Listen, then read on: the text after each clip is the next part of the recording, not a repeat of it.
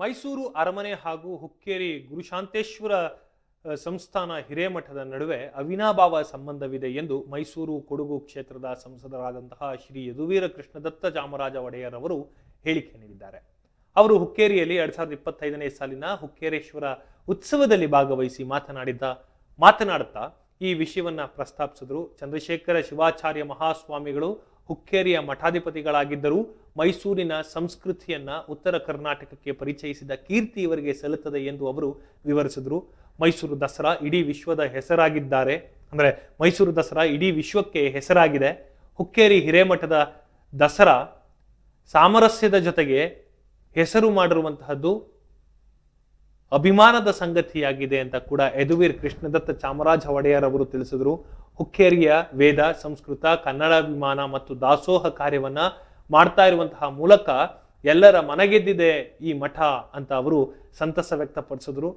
ಮೈಸೂರಿನ ಮಹಾರಾಜರು ನಾಡಿನ ಮೈಸೂರು ಮಹಾರಾಜರು ನಾಡಿಗೆ ಸಾಕಷ್ಟು ತ್ಯಾಗ ಮಾಡಿದ್ದಾರೆ ಮತ್ತು ಅವರು ಕೇವಲ ಮೈಸೂರಿಗೆ ಮಾತ್ರ ಸೀಮಿತವಾಗಿರಲಿಲ್ಲ, ಇಡೀ ಕರುನಾಡಿನ ದೊರೆ ಎಂದು ಅವರು ಬಣ್ಣಿಸಿದ್ರು.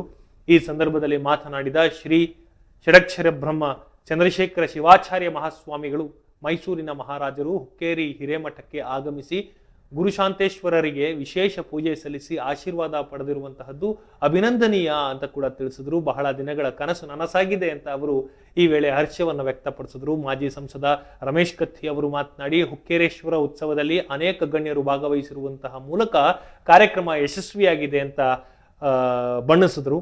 ಹುಕ್ಕೇರಿ ಗ್ರಾಮೀಣ ವಿದ್ಯುತ್ ಸಹಕಾರಿ ಸಂಘದ ಅಧ್ಯಕ್ಷ ಹಾಗೂ ಮಹಾವೀರ ಉದ್ಯೋಗ ಸಮೂಹದ ಅಧ್ಯಕ್ಷ ಮಹಾವೀರ ನೆಲಜಗಿ ಅವರು ಈ ಕಾರ್ಯಕ್ರಮದ ಅಧ್ಯಕ್ಷತೆಯನ್ನು ವಹಿಸಿದ್ದರು. ಈ ಸಂದರ್ಭದಲ್ಲಿ ಹುಕ್ಕೇರಿ ಗ್ರಾಮೀಣ ವಿದ್ಯುತ್ ಸಹಕಾರಿ ಸಂಘದ ನಿರ್ದೇಶಕರಾದಂತಹ ಪೃಥ್ವಿ ಕತ್ತಿ, ಗಜಾನನ ಕೊಳ್ಳಿ ಸೇರಿದಂತೆ ಅನೇಕ ಗಣ್ಯಮಾನ್ಯರು ಉಪಸ್ಥಿತರಿದ್ದರು. ಕಟಕೋಳ ಪ್ರಿಯದರ್ಶಿನಿ ಪ್ರಾಥಮಿಕ ಶಾಲೆಯ ಮುಖ್ಯೋಪಾಧ್ಯಾಯ, ನಾವಲಗಿರಿಮಠ ಬೈಲಹೊಂಗಲದ ಮಾತಾಶ್ರೀ ಪೂಜಾ ಪ್ರಾಥಮಿಕ ಶಾಲೆಯ ಡಾಕ್ಟರ್ ಮಹಂತೇಶ್ವರ ಶಾಸ್ತ್ರಿ ಸೇರಿದಂತೆ ಹಲವರು ಸಾಧನಾಶ್ರೀ ಪ್ರಶಸ್ತಿ ನೀಡಿ ಗೌರವಿಸಲಾಯಿತು. ಹಲವರಿಗೆ ಅಂದ್ರೆ ಇವರುಗಳಿಗೆಲ್ಲ ಸಾಧನಶ್ರೀ ಪ್ರಶಸ್ತಿಯನ್ನ ನೀಡಿ ಗೌರವಿಸಲಾಗಿದೆ. ಈ ಕಾರ್ಯಕ್ರಮವು ಹುಕ್ಕೇರಿ ಹಾಗೂ ಮೈಸೂರು ನಡುವಿನ ಬಾಂಧವ್ಯವನ್ನ ಮತ್ತಷ್ಟು ಗಟ್ಟಿಗೊಳಿಸಿದೆ. ಯಾಕಂತಂದ್ರೆ ನಿಮ್ಗೆ ಗೊತ್ತಿರ್ಲಿ, ಜೋರ್ ಕೈ ಮೇಲ್ ಮಾಡ್ರಿ, ಎಲ್ಲರೂ ಕೈ ಮೇಲ್ ಮಾಡ್ರಿ, ಜೋರಾಗಿ ಚಪ್ಪಾಳೆ ತಟ್ಟುವುದ್ರ ಮುಖಾಂತರ ಮಹಾರಾಜರನ್ನ ಸ್ವಾಗತ ಮಾಡ್ಕೊಳ್ಳಿ ಅನ್ನೋ ಮಾತನ್ನ ಹೇಳ್ತಾ, ನನ್ಗೆ ಅವ್ರು ಎಷ್ಟೊತ್ತಾಗ್ತದೋ ಒಂದ್ 2 ನಿಮಿಷ ಅವ್ರ ಶುಭವನ್ನ ಕೋರಿ ಮತ್ತೆ ಅವ್ರು ಬರಬೇಕು.